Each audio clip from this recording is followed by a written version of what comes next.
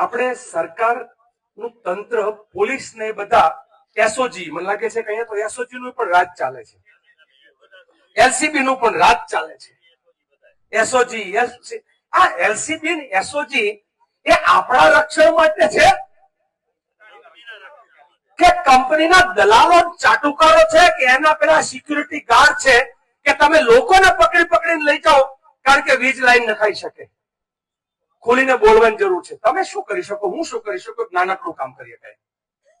બધા જ લોકો એક એક વિડીયો બનાવો, બધા જ લોકો એક એક વિડીયો બનાવો અને ઘા કરવો તો મૂળમાં કરવો.